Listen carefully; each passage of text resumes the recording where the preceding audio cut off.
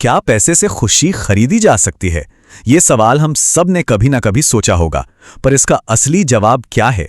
आज हम इस सदियों पुरानी पहेली को विज्ञान की नज़र से देखेंगे, जहां डेटा और रिसर्च हमें एक सरप्राइजिंग सच की ओर ले जाएंगे। अब सीधे साइंस में कूदने से पहले जरा इस एक बात पर गौर करते हैं जो रेडिट पर किसी ने कही थी। ये बात ना इस पूरी बहस की इंसानी सच्चाई को सामने लाती है, जिसे शायद हम सब महसूस कर सकते हैं।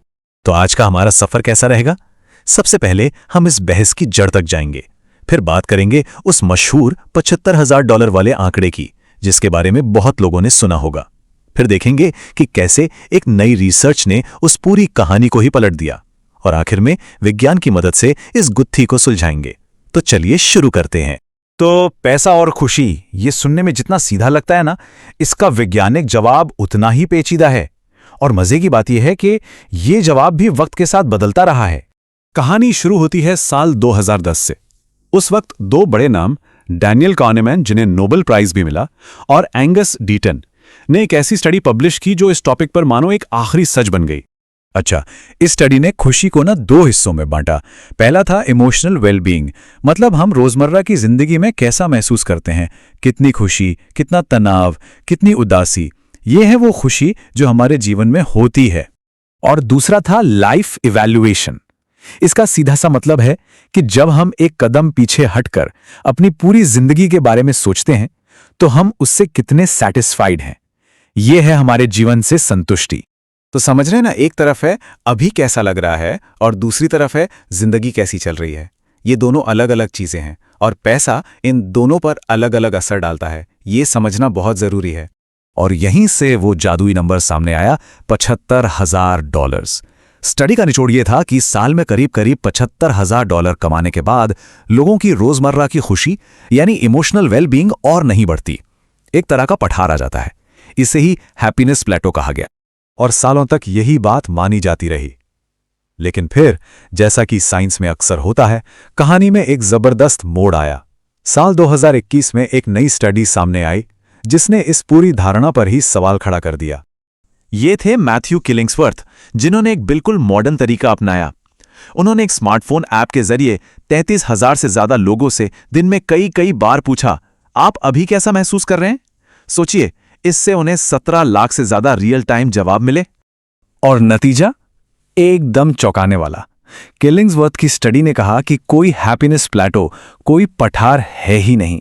जैसे जैसे लोगों की इनकम बढ़ती है, उनकी रोजमर्रा की खुशी और लाइफ सैटिस्फैक्शन दोनों लगातार बढ़ती रहती हैं। तो अब एक बहुत बड़ा कंफ्यूजन खड़ा हो गया। एक तरफ नोबेल विजेता की वो मशहूर स्टडी, दूसरी तरफ ये नई मॉडर्न टेक्नोलॉजी वाली स्टडी, दोनों एक दूसरे के बिल्कुल उलट। तो भाई सही कौन था? और यहीं पर साइंस की सबसे खूबसूरत बात सामने आती है। एक दूसरे को गलत साबित करने के बजाय इन दोनों विरोधी वैज्ञानिकों ने टीम बना ली। उन्होंने साथ मिलकर सच खोजने का फैसला किया। इसे एडवर्सेरियल कोलैबोरेशन कहते हैं। कितना कमाल का आइडिया है ना? तो kahneman और किलिंग्सवर्थ दोनों साथ आए, और उन्होंने माना कि हाँ, किलिंग्सवर्थ का जो रियल टाइम डेटा था वो ज्यादा भरोसेमंद था। तो उन्होंने फैसला किया कि वो उसी डेटा को फिर से एक साथ मिलकर एनालाइज करेंगे। और इस बार जो जवाब मिला वो कमाल का था। पता चला कि दोनों ही सही थे, बस अपनी अपनी जगह पर। जो सबसे दुखी 15% लोग थे, उनके लिए खुशी वाकई $100,000 के आसपास आकर रुक जाती है, लेकिन बाकी 85% लोगों के लिए ज्यादा पैसे का मतलब लगातार ज्यादा खुशी ही था। तो सवाल उठता है कि पहले ये गड़बड़ हुई क्यों? देखिए, जो पहली स्टडी थी उसका डेटा दुख को तो अच्छे से माप रहा था, पर खुशी को नहीं। और जो दूसरी स्टडी थी उसने सबको एक साथ मिलाकर एवरेज निकाल दिया, जिससे वो दुखी लोगों वाला पठार नजर ही नहीं आया। तो सच इन दोनों के बीच में कहीं था। यही तो है साइंस, अपनी गलतियों से सीखकर आगे बढ़ना। ठीक है, तो अब हम ये जानते हैं कि ज्यादातर लोगों के लिए ज्यादा पैसा मतलब ज्यादा खुशी। पर सवाल अब यह है कि कैसे? पैसा आखिर ऐसा क्या करता है जिससे हमारी खुशी बढ़ती है? चलिए इसके पीछे की साइकोलॉजी को समझते हैं। रिसर्च एक और मजेदार बात बताती है कि हम पैसा खर्च कैसे करते हैं, इससे बहुत फर्क पड़ता है। जैसे गैजेट्स या कपड़े जैसी चीजें खरीदने से हमें बार बार छोटी छोटी खुशी मिलती है। वहीं दूसरी तरफ घूमना फिरना या कोई कॉन्सर्ट देखना, ये हमें एक ही बार में ज्यादा गहरी और इंटेंस खुशी देते हैं।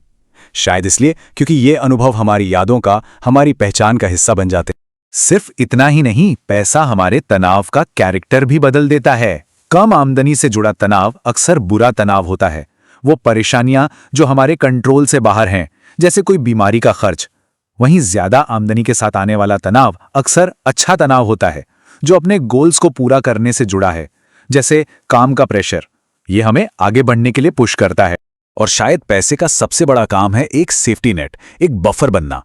2010 वाली ओरिजिनल स्टडी ने भी ये बात साफ की थी कि पैसे की कमी जिंदगी की मुश्किलों के दर्द को कई गुना बढ़ा देती है। सोचिए, एक ही मुसीबत जैसे तलाक या बीमारी कम पैसे वाले इंसान के लिए कहीं ज्यादा दर्दनाक होती है, क्योंकि उसके पास उससे लड़ने के साधन कम होते हैं। तो चलिए इस पूरी साइंटिफिक जर्नी को समेटते हैं। आखिर हमने क्या सीखा? तो इस पूरी कहानी का सार क्या निकला? नंबर 1, ज्यादातर लोगों के लिए आमदनी बढ़ने के साथ खुशी भी बढ़ती है। नंबर 2, हाँ, एक हैप्पीनेस प्लेटो है, पर वो सिर्फ सबसे दुखी लोगों के लिए है। नंबर 3, और ये बहुत जरूरी है, पैसे की कमी दुख का पक्का सोर्स है। ये बुरे हालातों को और भी बुरा बना देती है। और नंबर 4, सिर्फ पैसा कमाना काफी नहीं है, उसे इस्तेमाल कैसे किया जाता है, तनाव कम करने के लिए, अच्छे अनुभव खरीदने के लिए, ये भी बहुत मायने रखता है। और हाँ, ये कहानी अभी खत्म नहीं हुई है। अभी हाल ही में 2024 के एक नए एनालिसिस ने इशारा किया है कि ये पठार शायद $2 लाख के पास हो सकता है। ये हमें याद दिलाता है कि साइंस कोई मंजिल नहीं, बल्कि सच की तरफ एक लगातार चलने वाला सफर है। तो आखिर में ये पूरी बातचीत हमें एक बहुत ही जरूरी सवाल पर लाकर खड़ा कर देती है। अगर हमारा लक्ष्य अपनी खुशी को बढ़ाना है, तो बेहतर क्या है? ज्यादा कमाने पर फोकस करना, या जो हमारे पास है उसे समझदारी से इस्तेमाल करना सीखना? शायद इसका जवाब विज्ञान और हमारी अपनी समझदारी दोनों में छिपा है।